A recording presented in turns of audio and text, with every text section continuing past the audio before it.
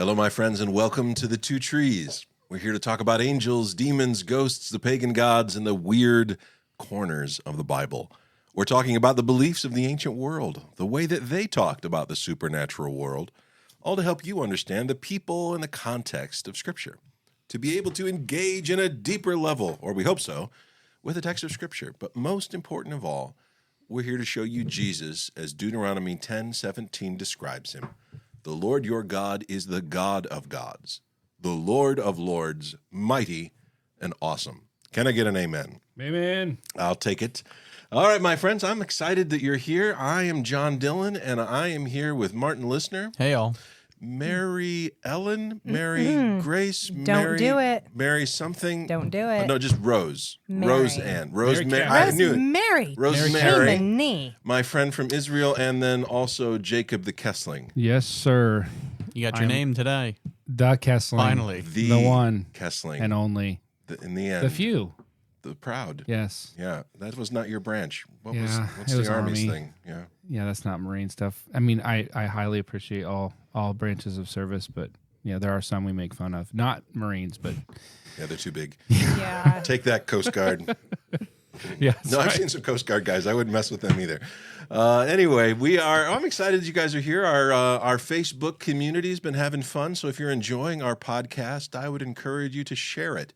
Let your friends know, hey, I've got this weird podcast. The people are, well, they're okay. And maybe you should listen to it. So share it on social media or give it to your grandma or whatever it is that you do, whoever your people are. Let them know that you're enjoying the Two Trees podcast. And if you really like it, you can leave us a comment on Apple podcasting stuff. That really helps us get reviews and introduces our podcast to new people. But things are going pretty good here. Jacob, I heard you had an eventful day, and you decided that a cold, rainy, Was a good day to cut blustery grass. day was the grass cutting day. I don't know. It's weird. It's weird. When I get in my mind, my grass has to be cut. I don't care what the weather's like. I'll cut it. Just need to cut I today. picture you out there in like a fur coat with like one of those Russian hats. I actually had some like a headset on, so my ears were warm, and then I just wore my dad vest, which is funny. Let me just talk about Your vest for a dad second. Yes, vest. it's almost like I went to a track meet. My daughter throws shot put and discus, and so I was over there. And one of the boys, after we left, sent like a video message to me, and one of the boys that throws shot put and discus says, "I like your dad vest" or something like that. So I ordered him one, and I gave it to him. I guess he wears it all the time anyway, but it was a lot of fun. So why did you think in the middle of a rainstorm he's wearing like fur and all this? All right, well, maybe not fur, but Wouldn't like you be it in wasn't like raining. It was just freezing rain-resistant cold. gear? More like Paddington Bear. It was a sprinkle. It was like a mist at times, but it was just cold. My hands were cold, but we made it through it. I do have a question on one of the. This is what I was thinking about, one of the comments that I saw in there, and I think I've seen it a couple of times. So I want to dig into this one just for a moment, where it says, "Let your guests talk." What is that? I'm wondering what that means. So let's just dig into that one for a minute. What that means is that I talk too much. Oh, And that I need is this a confession? to shut my mouth. Did anybody else hear Yes. that? I swear a bus just came and Jacob threw Just John right ran underneath me it right over. when we went. It's one of those things that I saw in a comment. I think I was kind of breezing through, and I saw that one. And I think it happened again when we had our guest Emily on here. And that also, we had a comment the next day. And I was like, I took it very personal because I think I was talking all over her. No, I mean, I'm I'll sure confess. it was me. And it's our most recent review. So if somebody out there could please leave a review so that I don't see Yeah. it every time I look Please on say there. that I don't talk that much. Although the reality of it is, like a lot of these podcasts, we like conversation and stuff, but there are times when it's like we have to cover content. And so John usually throws out the content and we just add random thoughts. And I always take it on rabbit trails, and sometimes I feel bad about it. But And the hard part is like trying to jump in because I'm listening here to the teaching. Like I want to listen, and I'm like, oh shoot, I'm supposed to be talking too. Like let me get back in the microphone here. So it's not just because we don't want to say anything or whatever. It's we want to listen to what John has to say because it's worth listening to. Well, and we also sit around for an hour before and an hour afterwards. And so I hear everyone's opinion. So yeah, you we guys just don't only share it get a on part. here. Yeah, that's the private part. The really juicy stuff The gets after said. dark Yeah. version. It's weird because, like, if you don't podcast, I mean, when we first started podcasting, it was really super awkward because it's like you want everything to be perfect and you want to say the right things. And it's not that we're less like that, but like it's kind of intimidating to do this because we don't try to edit. We don't really edit anything, so we just what it is. So there's a little bit of pressure in saying the right things, I guess. And so sometimes you're like, I'm not saying anything. You look really, really nervous right now. I am. I'm sorry. The topic today is going to be really. I'm just kidding. It's intimidating. I like it. The hard part is that not wanting to feel stupid. I don't know. You know what I'm saying? That moment when you're like 75% sure that you're right, and then you just clam up because Right. you're like, I'm not taking that risk. Knowing that someone you got to get up in listening the is 90% before you're like, yeah, I can go ahead and say this confidently, and then you missay the No, title just of claim something. it. Just throw it out there and Yep. look aggressively around the room. Whenever I don't know for sure, I just try to add an accent to it because then I can be like, well, that's just the accent that made me miss it. Or something. Oui. Yeah, just waiting for getting that one person to just send a long message of correction. And you're like, oh my gosh. Yeah, but we deserve that often. I love it. But part of the fun of this is, and we purposefully don't edit. Sometimes we'll start over, like if it's not very good, but we kind of want you guys just sitting at the table with us. So what we are is what comes through the microphone. So if you want something better, then we will try harder. But Or this just is what go we are. listen to another podcast. Whoa, we don't encourage them to do. There You is can only. edit that out. Oh no, I can't. That's the whole point. gosh. There's a lot of great podcasts out there, and we're glad you're listening to us because we know you could be spending your time listening to smart people, and instead you are here with us. But today's episode is we're continuing to talk about territorial spirits, and so far we've covered Daniel, right? We've done Gideon. You guys got any takeaways from those? Anything that's been important to you or noticeable? I really like the idea, again, coming from a sports mind and a numbers guy, is the idea that, God is more than willing to go into the territory of somebody else. That's the biggest take that I get from all these that we're talking about. Home field advantage is such a huge thing in sports. I mean, most of them are designed around which team can gain the home field advantage because it's such a benefit to them, especially in the playoffs. And yet God is more than willing to go into the worst spot imaginable and make it so it's so bad for him and then just, win without a shadow of a doubt. And I feel like it just makes it so you can't point the finger at like, well, he had an upper hand here, he had an upper hand here. It's like, give me every disadvantage that you want. It doesn't matter. You can't handicap me enough.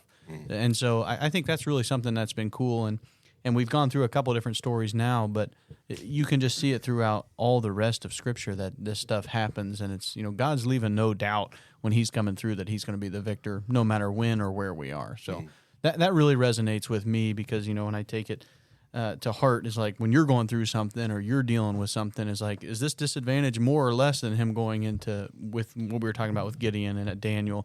It's like, no, your situation is no worse than this, and God came through just fine with that. So it's really comforting to know that in your own personal life, you can take this territorial stuff and feel comfort in that.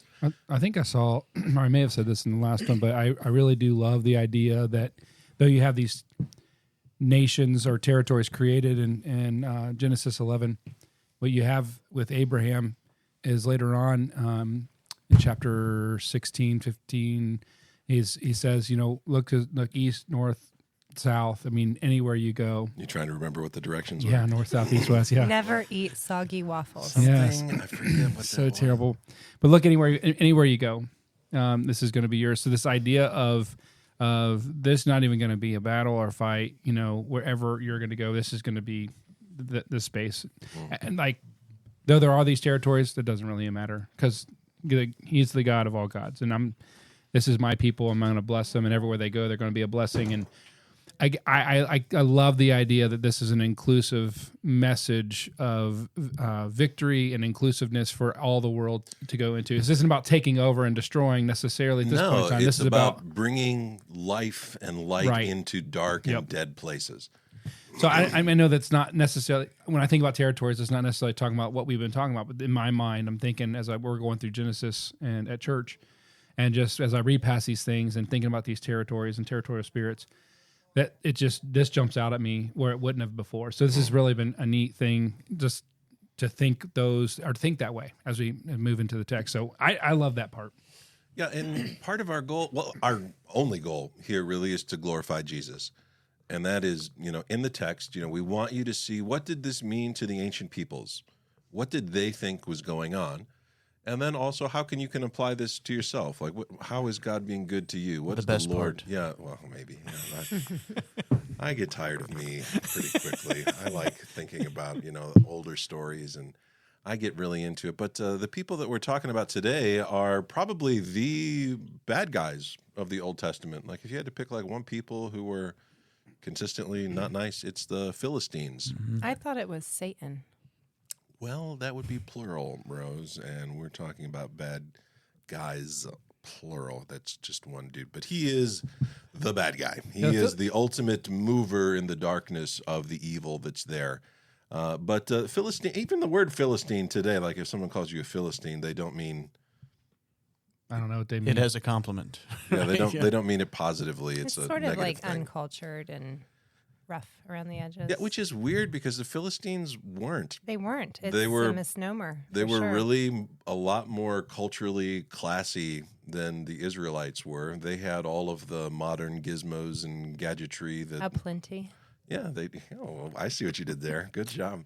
And the Israelites looked up to these guys as culturally more advanced. They had the weapons. They had the ability to make iron a lot earlier than the Israelites did. They had artwork, and their building techniques were pretty fancy.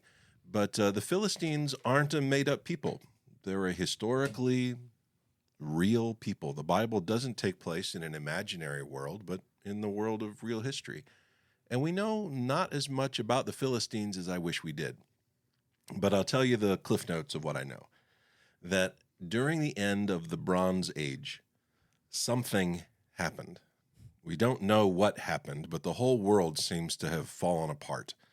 The major kings of the ancient world would write each other letters pretty often, and they have stashes of these letters all over the place. And we're not really sure exactly what happened, if it was one thing, whether it was like a societal collapse or climate change or who knows what. But the whole world came apart at the edges, and whole empires just disintegrated, and people started moving into power vacuums wherever they were. And there was a massive confederation of people who started to move south into the world of the Egyptians and to the world of the Hittites and the Canaanites and all those peoples. And one of those people were called the Philistines. Sometimes they're called the Sea Peoples. And we don't know exactly what got them all moving all in a hurry, but someday they woke up and they said, you know what? Let's go somewhere better. And they did. They took their weapons. The Egyptians managed to drive them off barely. I mean, there's this massive battle. There are whole cities that seem to have been destroyed from just the political turmoil that was going on. And we don't really know exactly what happened. But in the end, the Philistines end up on the seacoast of Israel. And they settle in 5 major cities. And they settle on the coast because they are a sea people. They are from the island of Crete, connected to like the Minoan civilization, the Greek peoples that were out there. And they have moved their way south. They may have been involved in Ugarit and the sack of the city there. But they just have been picking up the best of a collapsing world, and they took the best land they could find. They took the coast where all the farmland was good, and it was this really nice place, and the Israelites lived up in the hills. Now, we know there were Philistines in Canaan as early as the time of Abraham, but there wasn't that massive movement of people. And they're a very advanced and cultured people. And at the end of the conquest of Israel, there is the move of the Anakim, the Rephaim, the giants of the land, assimilate with the Philistine people. And so for the rest of the Bible, these two groups are connected in thought, that the sons of the giants, those demonic figures, are associated with the Philistines. So it's not really a surprise, or shouldn't be, that there was a champion that was a giant with the Philistines. Meaning, and we look at the conquest of Joshua, and you find that some of the sons of Anakim, they flee to Gaza and Gath and Ashdod, these 3 cities of the Philistines. Did I say Philippines? You did, Philistines. but Okay. those are different guys. Can somebody correct me? It's Beautiful beaches, yeah. So the cities are called Ashkelon, Ashdod, Gaza, Akron, and Gath. Those are the major Philistine cities, although they moved around. They had other ones. Beth-Shan later on is going to become a major not Canaanite, but Philistine city. These guys were all over the place, and they kind of went where they wanted. They were the major culture of the Israeli world during the time of David and Solomon and that stuff. These are an ongoing enemy with Israel. Just they always were popping up and coming against. I mean, you heard all the ites groups, but the Philistines were just one of those that keep coming up.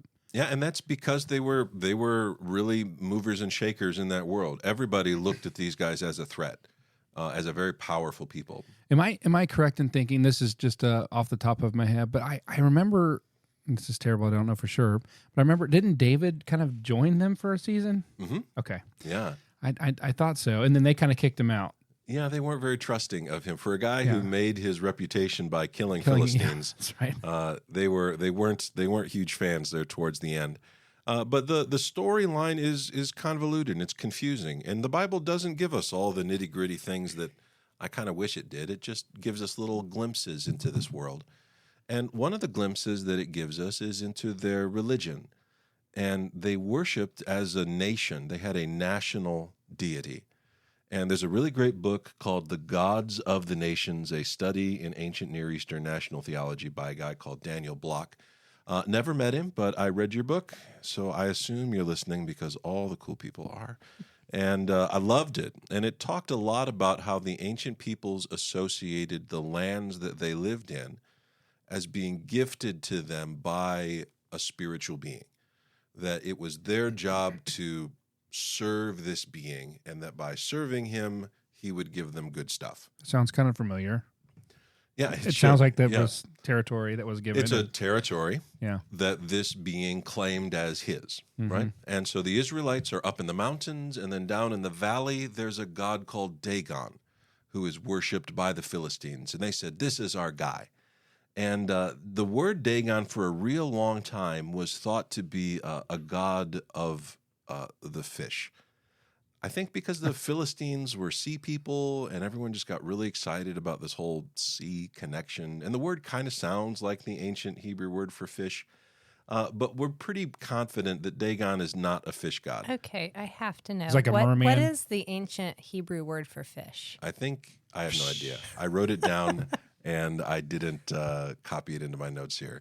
I'll put it on the Facebook page whenever this pops up. Do it. But he did tell us earlier, so I can prove he looked it up. Well, actually, Martin and I are just trying to break in because we're the guests and we're not talking. So we have to say this something. This is the teaching portion. Exactly. We'll get to Mark. I got notes down here. Don't worry. Right. I'm here still. Well, now I got to look it up. I got to look at my Deities and Demons book here. Where are you? But when you're talking about the Philistines, it's almost like, you could say they represent the earthly people, right? Like they are well advanced in things that we find good here on earth, but perhaps not advanced spiritually as much as the Israelites are supposed to be, I guess, if you look at it that way. So it's kind of cool that the Philistines do serve a purpose, even though they keep coming up as the bad guy. It's kind of like what we deal with today in everyday life.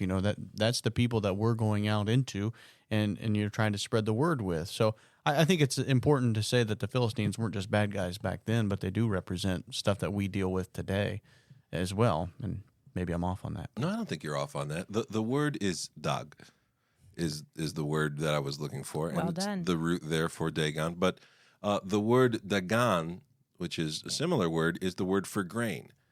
And so as we've really studied more about Dagon, and he's an interesting character, and they were worshiping Dagon all over the place, all the way up into Mesopotamia.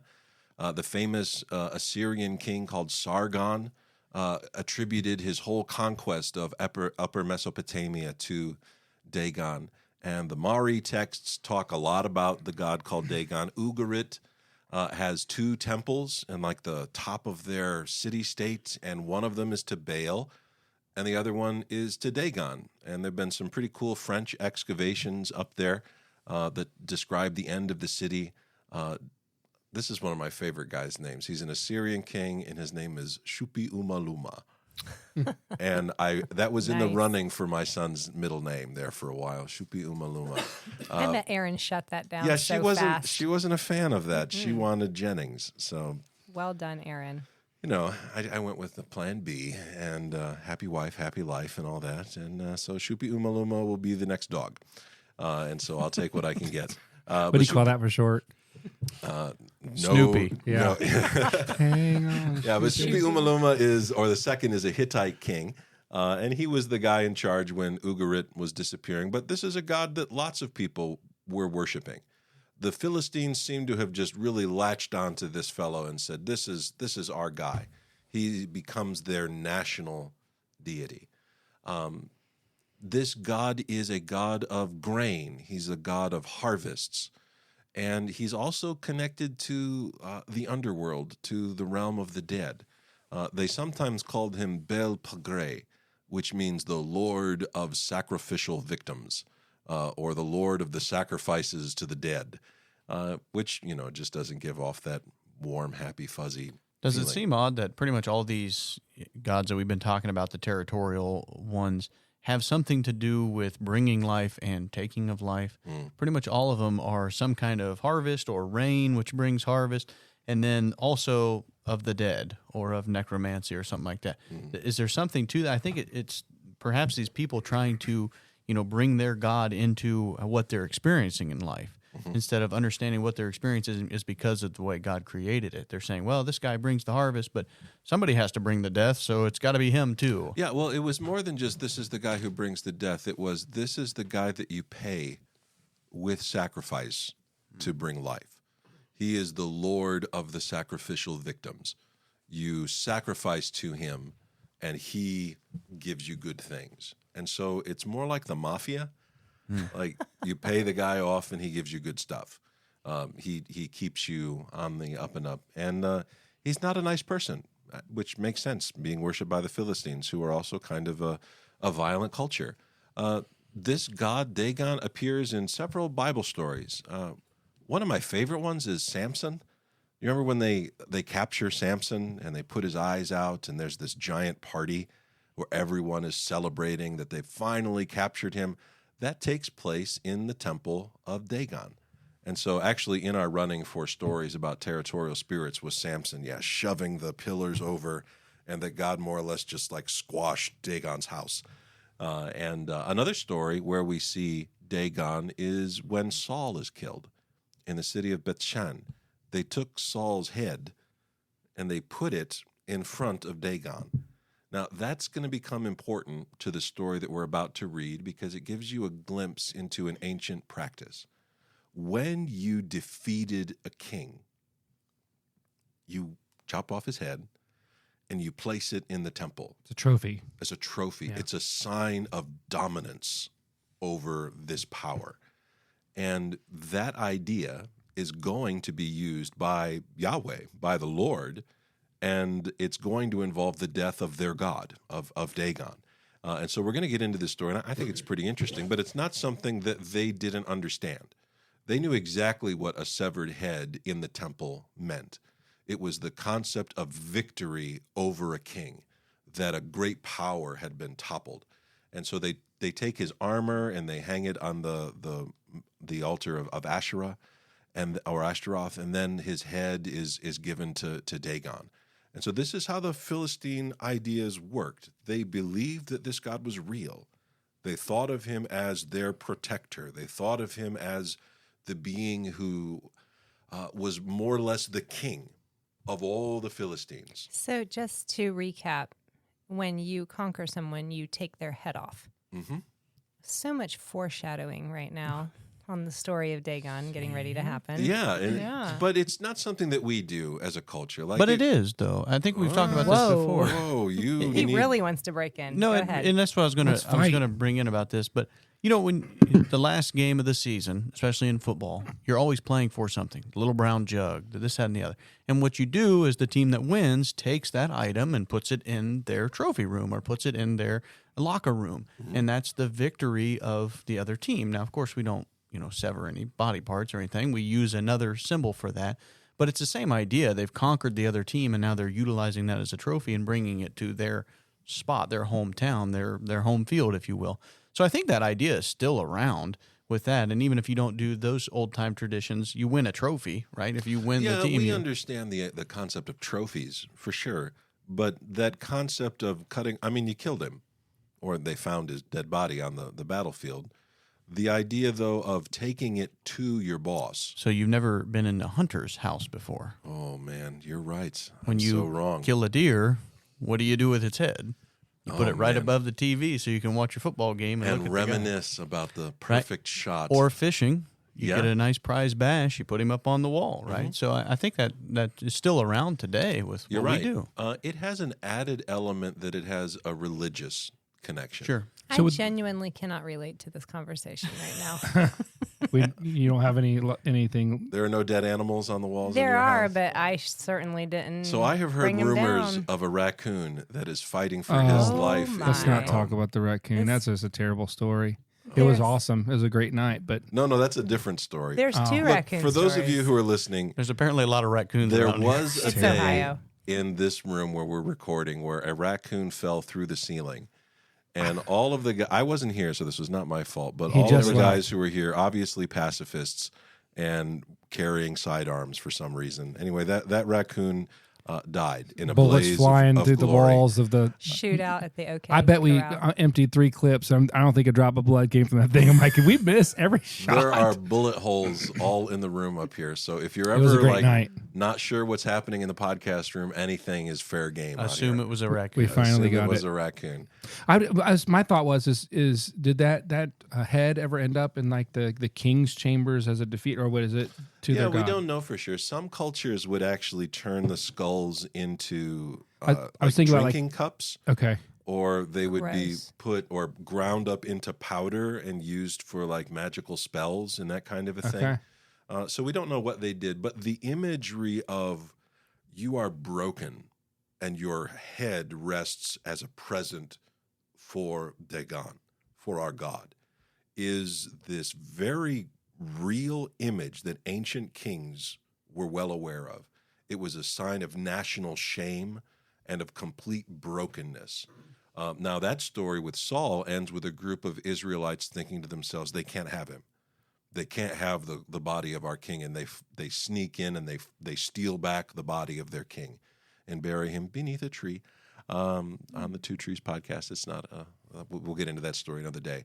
But I want to get in. Rose, we're trying to record a know. podcast. Tell your I friends. say I have kids. Which kid is that? Jesse. The good one? Jesse. Shout out to you, sir. The favorite one. Yeah. Okay. So we're going to be in 1 Samuel chapter 4, and we're going to see a story that is going to teach us about territorial spirits and God's overcoming of the powers of the ancient world. And so this story is at the very beginning of the book of Samuel. So really it's the end of the Judges cycle. Samuel is the last of the Judges. And Israel is invaded by a troop of Philistines. So if one of you guys will take chapter 4, verses 2 and 3. Sure. The Philistines drew up in line against Israel, and when the battle spread, Israel was defeated before the Philistines, who killed about 4,000 men on the field of battle. And when the people came to the camp, the elders of Israel said, "Why has the Lord defeated us today before the Philistines?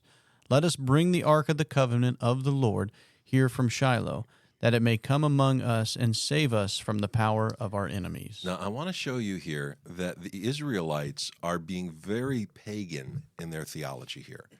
The elders of Israel do not have a good track record. If you don't believe me, read the end of Judges. It is a complete mess. And these guys, they pretty much almost destroy the tribe of Benjamin. There is just horrific event after horrific event, and the elders of Israel are not trustworthy fellows. And so they are overcome in the battle, and they look at this and they say, how could the Philistines defeat us on our own turf? God is supposed to be with us. And so let's bring the ark here, that the ark of the covenant may deliver us. This is total, I think, manipulation. Yeah? Yeah, I mean, trying to control God or getting God to do what we want. And this idea that they're kind of doing on their own terms, and now they're kind of blaming God and like, hey, let's bring him out here, and he's going to have to win. It's straight manipulation. I want him to do what I want. Yeah, the Ark of the Covenant was visualized as the footstool of God's throne, that he sat enthroned in the heavens, but his feet would be touching the Ark of the Covenant. And so in carrying the Ark of the Covenant, they believed that they were bringing the presence of God into a place. So they're not protecting this sacred thing. They're trying to use him. But was the surrounding areas, I mean, were they aware that there was no image? Like, can you imagine bringing this thing out and they're like, what is this box they're bringing? Yeah, they would have thought of it as an idol. And it seems that the Israelites are almost thinking of it as an idol, that this is a place where the God dwells. And that's not how God presented himself. The Ark of the Covenant, even though the Indiana Jones movie has this really great little picture of like lightning bolts attacking people, that never happens. Only if you're a Nazi. Yeah, that's true. Or a Philistine. You're a bad guy. Right. Yeah, the Ark of the Covenant was not a weapon. It was not something that was intended to be a weapon. It was part of the throne room. It was a picture of God's presence with you. And so what they have done here is they've ignored what God has said, and they're trying to do this their own way. And to me, again, this is the image of the two trees, that these people have decided what's good and what's not. This is the tree of the knowledge of good and evil. They're choosing to define right and wrong for themselves. And so they bring the Ark of the Covenant from Shiloh, and the idea is it will rescue us. And it's pretty interesting what happens next if we jump down to verse 5. Where's the passage where they prayed and sought God and his wisdom on what they should do? Yeah, you would think that would be in I don't here. see it in here. That's because it's not. Okay. The idea isn't what does the Lord want us to do. The idea is how do we make God do what we want him to do. Yeah. We're not like that at all, but this is a good lesson for others, for some. Someone out there needs to hear this, and his name may be John Dillon. And so, but this is the Israelites are really shaped by Philistine culture. Samson's a great example of this. Samson's is practically a Philistine for all practical purposes, and the Israelites have more or less forgotten or abandoned the things that God told them to do. The priesthood at Shiloh was corrupt. It was a joke. And so by the time that they actually get to this point, they may not even have ever heard the real teaching of the Torah, or not that they cared about anyway. It's a complete mess at this point, and everyone is doing that which is right in their own eyes. And it's going to come back and it's going to bite them. Let's look at verse 5.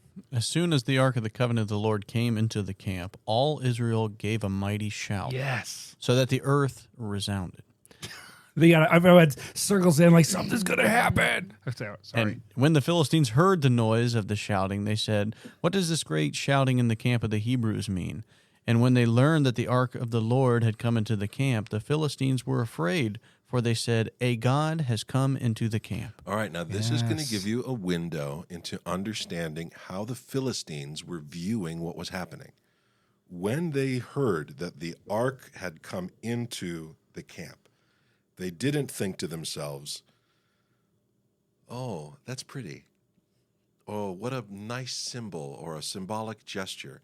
They viewed the presence of an idol, which is what they thought of this as, even though it wasn't, as the literal presence of the divine being, that literally they had unleashed a nuclear weapon on the Philistines. And they are afraid, and they said, a god has come into the camp. And I like the next line. It's pretty good. And they said, "Woe to us, for nothing like this has happened before." I like that. Except for... It has. It has. Yeah, the whole Egyptian thing comes to mind. And they know about it. They're about to talk about it. Keep going. Woe to us, who can deliver us from the power of these mighty gods? These are the gods who struck the Egyptians with every sort of plague in the wilderness. Take courage and be men, O Philistines, lest you become slaves to the Hebrews, as they have been to you. Be men and fight. Oh, yes. So what seems It's Basically, the William Braveheart. Wallace speech. You are cheering for the bad guys. No, I mean, I'm just thinking of William Wallace sitting there like, hey, it's time, suck it up. We got to go fight or we're going to be slaves. Let's die. That was an excellent Scottish accent. Freedom. Yeah, there it was. Yeah. Yeah. Sounded good. Yeah, so they more or less accidentally encouraged the Philistines way more. And they've committed, there is no escape. There's nowhere to run to. You can't run from a God. And so we're going to die right here, and we're going to fight until we're all gone. And the idea is the Israelites, who aren't very committed to this at all and seem to have thought that God was just going to blast them we don't need our with some tools sort and of our divine weapons. power. And they all yell, kind of like at Jericho, and the walls come tumbling down, and they yell this time, and nothing happens. Just look into the That's heavens like like, a- go, Lord, do That's your like part. a touchdown there, Jacob. Oh, no, That's I was- not. I like put myself in this story here, and they just, they thought they got this figure out. They do.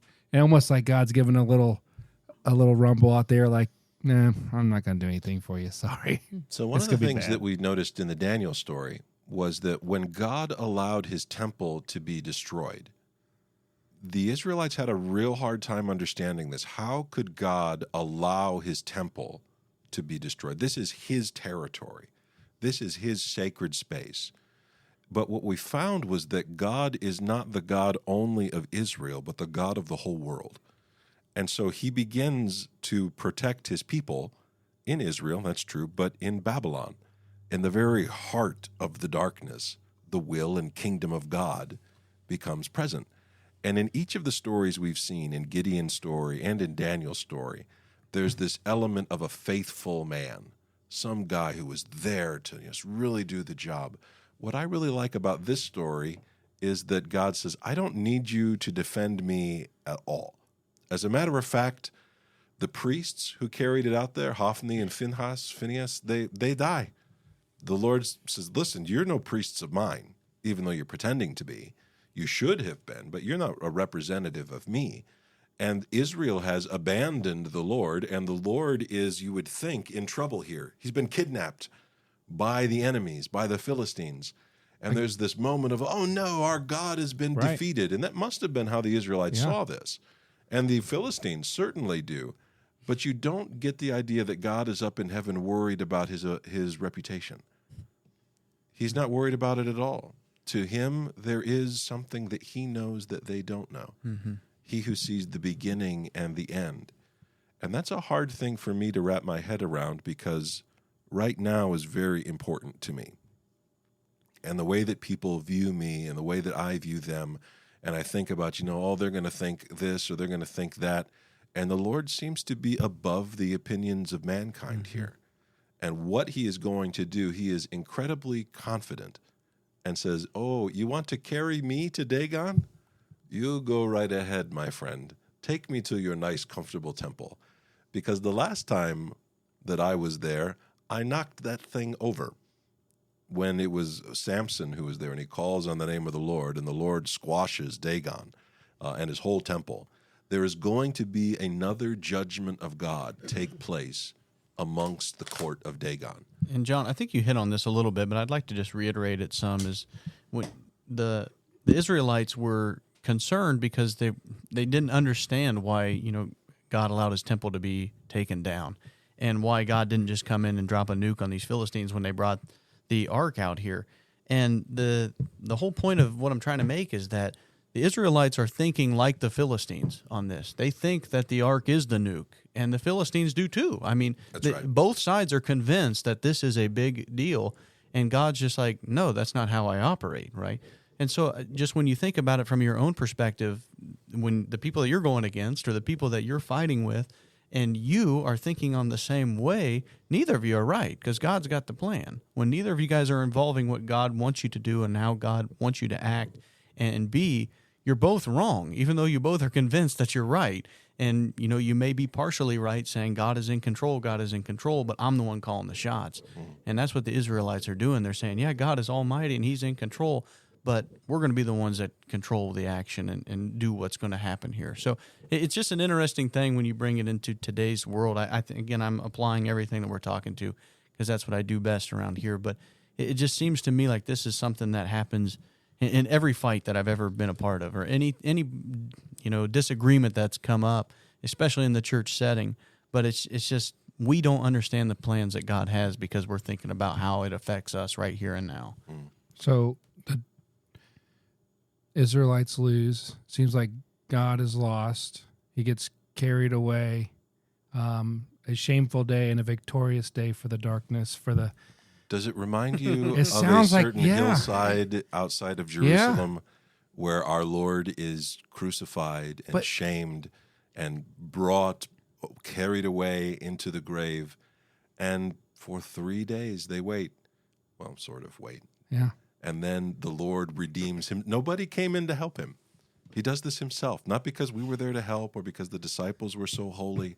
This is an ongoing motif in Scripture, is that the Lord turns shame into glory, Yeah, it's beautiful. that he bears the criticisms and the things that feel so wrong, and he overpowers them.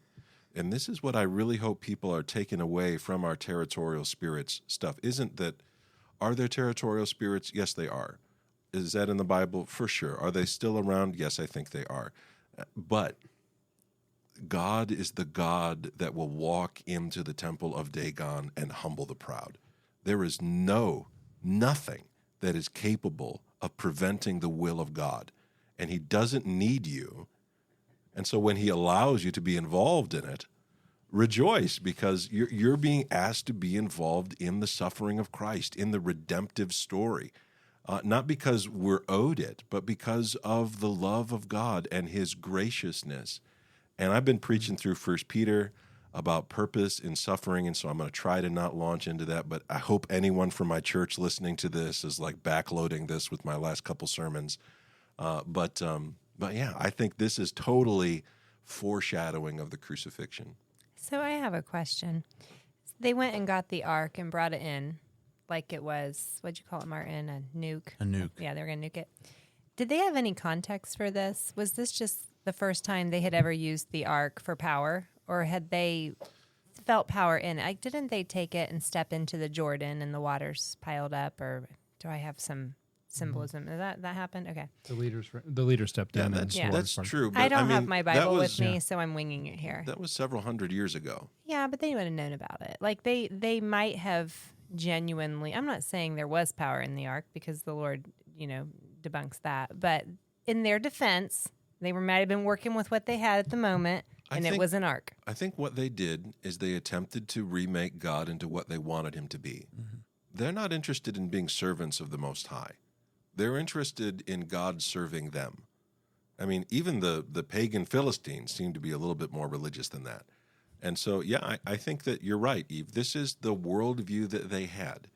And part of our job as students of the Bible is to try to see that and to understand what are they saying and why did they think that way. And it will help you understand the color and the context and the backstory and ultimately the motifs and the literary designs that are in Scripture. I mean, God allows the defeat of Israel. I'm just thinking this through, because I want to say this in the sense of I'm not saying God isn't capable of doing. He can do whatever he wants, but he suffers the defeat and gets carried into. Jacob has approved God to do whatever he wants. He gets carried into a space he would have never been. All to overcome something in the sight of the enemies and of Israel. And it's such a really cool thing. And like you said, there's the parallels with what's going to happen with the cross and the resurrection. I think is really cool. So we can move on with the story, but I'm kind of excited as I was thinking about this. I think it points right to Jesus. Yeah. I just think it does. Shocker. I love it. Let's keep going. Chapter 5, verses 1 through 5. When the Philistines captured the ark of God, they brought it from Ebenezer to Ashdod. I'm assuming they carried it on the poles and they didn't touch it, or you don't seem like they're dying. I don't think they knew about it. Okay. I think God has more or less said, Let them have it. At this point, it's a box. Okay. Then the Philistines took the ark of God and brought it to the house of Dagon and set it up beside Dagon. It's set right beside him. And when the people of Ashdod rose early the next day, behold, Dagon has fallen face down on the ground before the ark of the Lord, almost like it's bowing down. Yeah, so when it says beside Dagon, it means it's in the presence of Dagon. So here is the statue, and they've brought it in, and they've placed it in front of the God, just like they did with Saul's head later on when Saul is killed. This is an image. And they're saying, look, Dagon, we didn't bring you the head of the king, because they don't have one. We brought you their God. Here he is. He lives in this box as near as we can figure out. And his head is in here somewhere. Yeah, we don't know exactly how this works. They didn't understand it. And honestly, they were wrong anyway. And the Lord is allowing this to take place because of an ongoing purpose. So Dagon has bowed down. It's a beautiful thing on his So face if before you can the Lord. imagine a slave being brought in before the emperor, and the emperor kneeling down and bowing down in front of the slave, that's the image that's here. And it's a very visceral, powerful image. What would cause a king to do that? I can't even imagine. Like, there has to be some kind of backstory that would make that happen. But let's keep going. They took Dagon and put him back in his place. This had to be a beautiful That's thing. so sweet. Can you imagine walking in like, no one can see this? Like, get be quiet. Go get your buddies, and they're picking him up. Anyway, I just think it's so. And this is almost a Philistine concept of the tree of the knowledge of good and evil. Don't tell anybody. Yeah. Like, keep this on the down low. We don't want anyone to know what happened in here. Put him back up. Right. Put him back up. We'll pretend that didn't happen. Is there any cracks? Is there any chips? Okay, we can pretend this never happened. To me, that kind of goes into the idea of worship, though, because Dagon is only put into a place of power and authority because the people put him there. When the people worship him, he then has some kind of power and authority. When I'm trying to think through this whole worship, how God says you will worship no other gods but me, I think that's kind of what he's meaning, is like we are putting power behind these people, not more power that could ever get for God, but it's just a representation of the fact that we give these spiritual beings more power and authority because of how we worship them or how we go to them instead of the Most High. And I feel like that's just part of it when it says they put him back in his place. Like, they are placing him above God, right? So they're putting him in the place where they want him to be. Again, that's the manipulation of the spirits. This is what we want to happen. Right. We'll make it happen. Rather than simply saying, what's going on? And these are the priests. These guys were down with omens, okay? They were all about that. They understood it, and that's how they lived their life. The god Dagon was very famous, actually, from some of the ancient documents that we found in Acadia, for his very energetic priests who would tell the king what was going on. And so there was a tradition in the Dagon worship, from what I've read, that they were very communicative with the god. They don't seem to ask him. We noticed right? that we're just going to let you have some me time, okay? We're going to put you back up on your throne. Look, here's the nice box we brought you. There's no reason to worship this box because we conquered them, okay? So you just remember that we have got this under control. And then what happens? Do you think they had any conversations like, how could this, was there an earthquake? I mean, someone must have pushed this up. It was windy last night or something. But you know how things happen in your house and he's like, okay, that must have been. And we're going to actually see that here in a minute. So, okay, then I get the point. So the next day, when they rose early on the next morning, behold, Dagon had fallen face downward on the ground before the ark of the Lord. And the head of Dagon and both his hands were lying cut off on the threshold. Yeah, this Not broke off? Not broken off, no. And not just like, it's not like he fell down and his arms fell off and his head cracked and that kind of a thing and he's just laying there in a pile. Someone has chopped off his head and his hands and placed them in the doorway of the temple. So when the priests get up that morning and they walk into the temple, there is the severed head of their god and the hands of their god. Now, the hands are interesting. This was an ancient warrior motif thing that they did to prove that you had killed a certain number of warriors. You would deliver to your war chieftain the hands of the enemy that you had killed. Whoa. Interesting. Wasn't Jezebel just like the palms of her hands were left or something after the dogs actually, got done with her? that imagery is that of somebody slew her. The idea is that God had taken her and her hands are left there. We posted an article on our Facebook page about this. There was a site that was found, and it has all kinds of human hands. And that's the image, that's the ancient context that this is part of. And so you did that to a warrior to prove that you had defeated him in battle. The head and the hands. This was screaming out to an ancient warrior culture, I have killed your king, and this temple is mine now. Thank you very much, Dagon. I love what you've done with the place. We're going to redecorate it a little bit, but I don't have a need for you. And he's laying there. I think it's interesting. It says only the trunk of Dagon was left to Here him. comes the truth. I knew we were going to talk about some kind Yeah, of tree. you know what? something. I'm not going to It's a talk about the tree. tree thing much, but I'm going to point out that it's there. There is this element of a fallen tree. Look at verse 5. This is why the priest of Dagon and all who enter the house of Dagon do not tread on the threshold of Dagon in Ashdod to this day. Now, this is interesting because earlier in verse 1, it said the name of the battle was a place called Ebenezer, and it wasn't called Ebenezer when the battle was fought there. Samuel is going to rename it later on. And this last line here in verse 5 shows you that an editor has been at work. This is written down later, quite a bit later probably, to show you that the Philistines still haven't forgotten what took place in this temple. And so don't picture this as man on the scene interviewing with his video camera footage. This is a much bigger and longer story. And who's going to get God out of there? He's in the wrong place. He's not in Shiloh where he's worshipped. His priesthood isn't there. He's surrounded by Philistines, and they got to be afraid to even go in this building. Like Dagon got his head cut off. Like if Dagon can't handle himself in there, I don't want to know what comes out of that box because it is. I'm a little offended that I carried it over here. Can I share a thought? And no, I'm not answering the question that you're asking, but Shocker.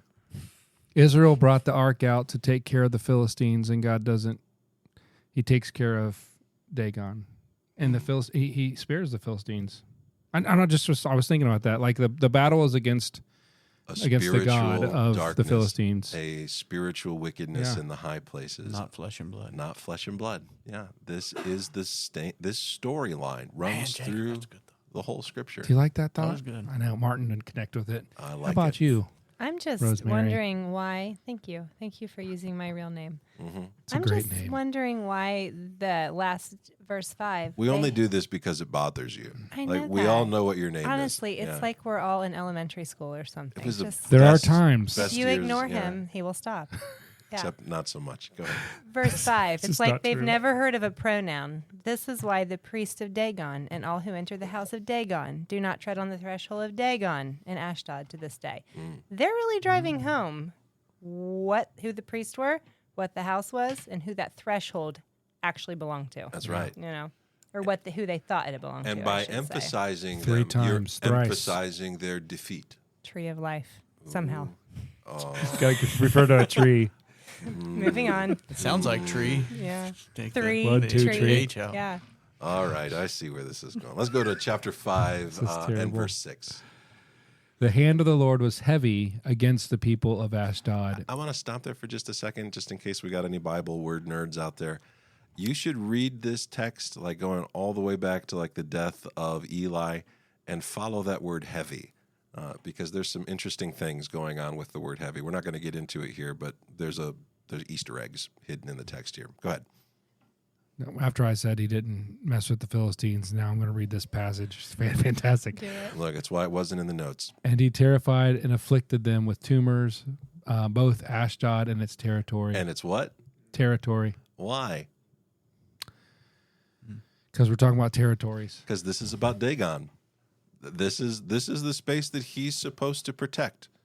And so he has dominated in the temple, and now the hand of God is moving throughout the kingdom.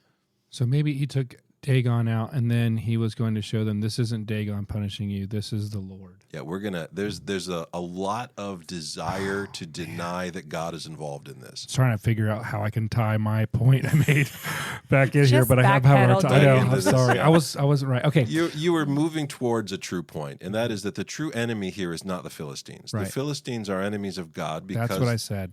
obviously. Yes. And when the men of Ashdod saw how things were, they said, "The ark of the God of Israel must not remain with us, for his hand is hard against us and against Dagon our God."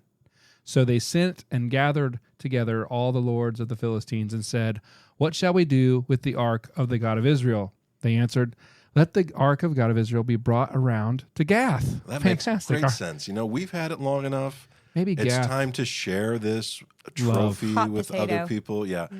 Did you notice again? This is a gathering of the elders. Israel has just had their gathering of the elders, and it went very badly. Now the Philistines are going to have one. Keep going. So they brought the ark of God of Israel there. But after they brought it around, the hand of the Lord was against the city, causing a very great panic. And he afflicted the men of the city, both young and old. Now, this is interesting because there is a very famous person from Gath who is going to come into the story. Sounded so familiar. In just a few pages, yeah.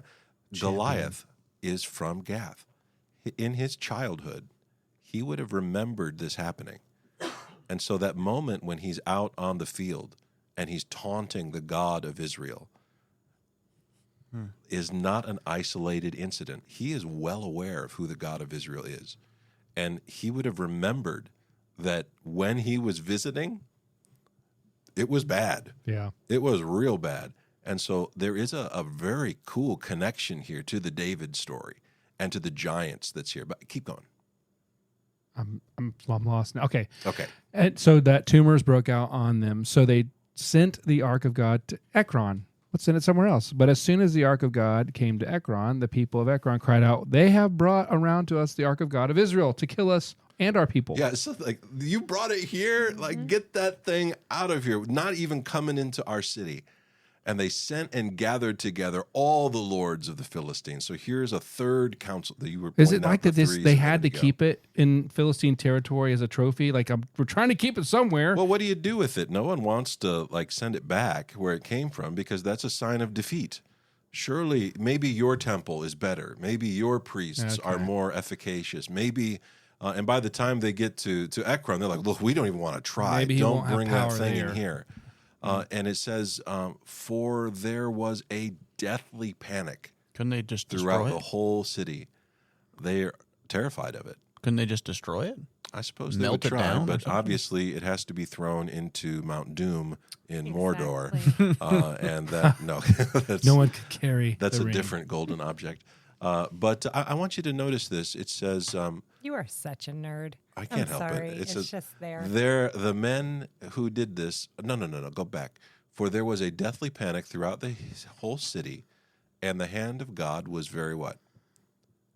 Very heavy there. This is another instance, if you're following the Easter eggs here. We of the skipped use verse of the word 11. heavy. Go ahead and read it. They said, therefore, and gathered together all the lords of the Philistines again, and said, "Send away the ark of God of Israel, and let it return to its own place, that it may not kill us and our people. For there was a deathly panic throughout the whole city, and the hand of God was very heavy there." For those of you who were just reading verse 11 and noticed that I had just read half of it, I'd just like to point that out. Verse 12. Just the last part. Yeah, okay. All right, fine. I felt like you missed like the cool part. The gathering, clincher. Yeah. send it back to Israel Send kind of it, thing. get it, gone. Take it home. Send it home. Verse Who wants 12. to take it? No one. So, sorry. Martin, why don't you read? Yeah, You know- I was doing better with me, wasn't it? Seriously, yeah, I'll just interrupt you. The men who did not die were struck with tumors, and the cry of the city went up to heaven. The ark of the Lord was in the country of the Philistines for 7 months. Just not say anything about 7. I'm just I pointing just it out. can't even that it's imagine there. that's going to get skipped at this point. It's there. Why is it there? Because it was there for 7 months. Because- The end. No, the Bible does not have useless lines. So does God relent for them for their sake as their cry went up to heaven? It seems like this is a theme also like in Exodus, and you see this kind of thing going on when What people do are you- suffering. what do you They think look they're- to God. Who are they crying out to? Dagon here? I think if you're suffering like that, you're going to cry out to whoever you think can help. I think there's almost an instance where the Lord was hearing them because I think some of the Philistines were like, look, maybe we don't ask Dagon because I'm pretty sure his head fell off. Well, with what we read earlier, they said Dagon's name every lot. chance they get, right? But here it says they cried up to They're heaven. crying to heaven. And the idea here is mercy. Oh, just stop it. Tell us what you want us to do, and we will do it. Because when they're not opposed to other gods, I'm assuming, I mean, No. as most of them were. I Well, mean, so they tried Israel's to God. humiliate him by putting him as a captive, as a slave in front of their God. And so there's a very real sense here in which they recognize that even though they thought they won, they lost. That they thought they had control of God, but in reality, God was never in danger of any kind. And that he has walked through their territory, and they carried him there. That just trying to move him from place to place, that his judgment is rolling through the land of the Philistines in a way that an Israeli army never could.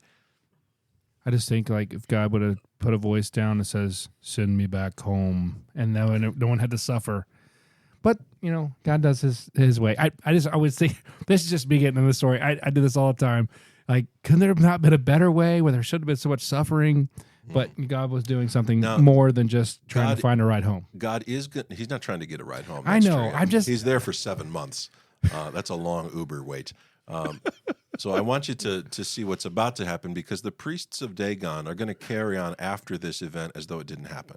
Can you imagine letters coming from like other cities, other Philistine cities, like, don't send that thing here. Please do not send it here. Do not send it here. They're going to try to save face here. And they're still denying that God is involved in this. Take a look at chapter 6, verses 8 through 13.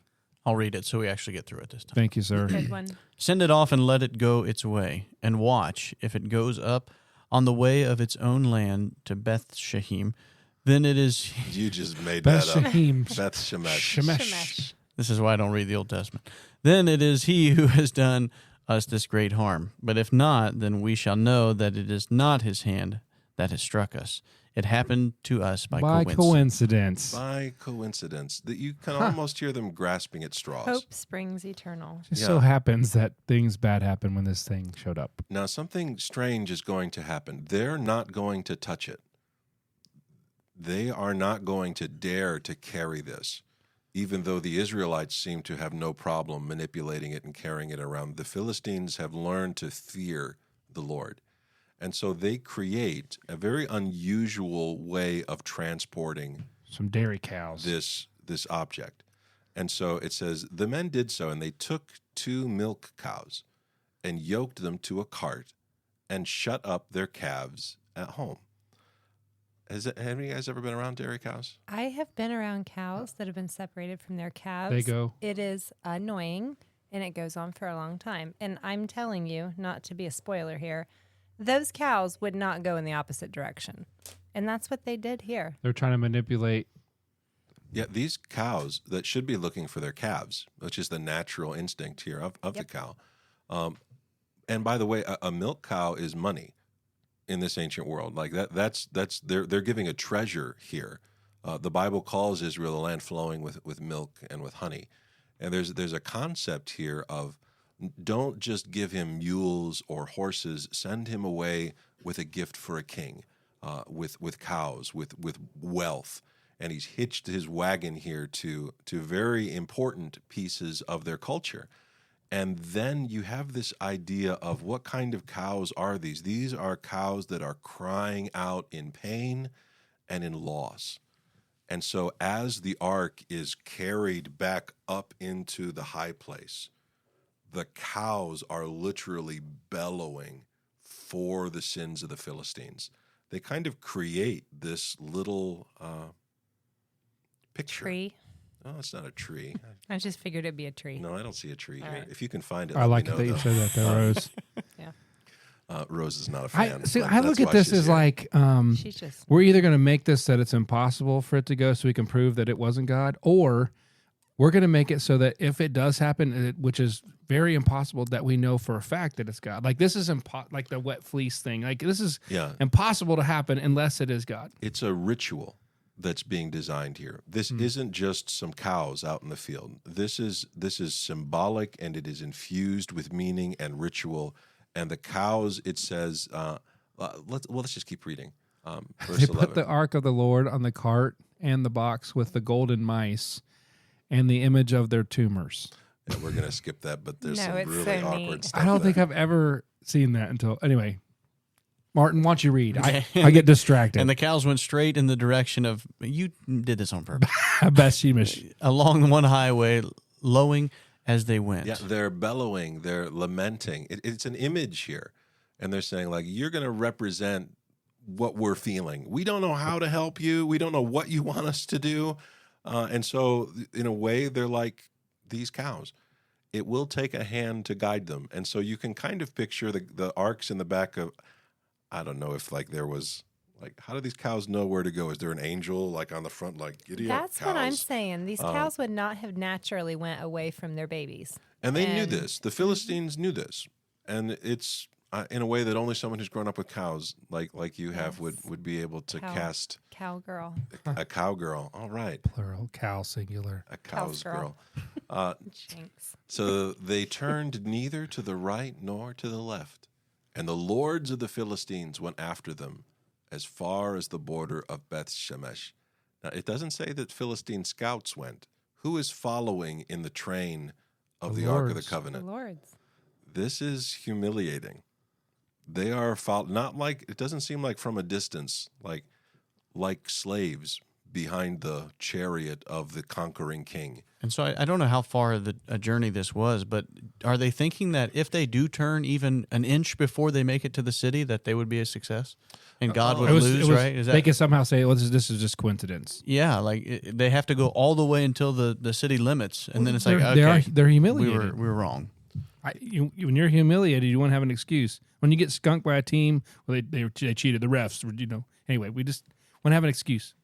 So I want to point out a final thought here. We're way over our time, but I love it. We're going to keep going. This is great. So they turned neither to the right nor to the left, and the lords of the Philistines went after them as far as the border of Beth Shemesh. Now the people of Beth Shemesh were reaping their wheat harvest in the valley.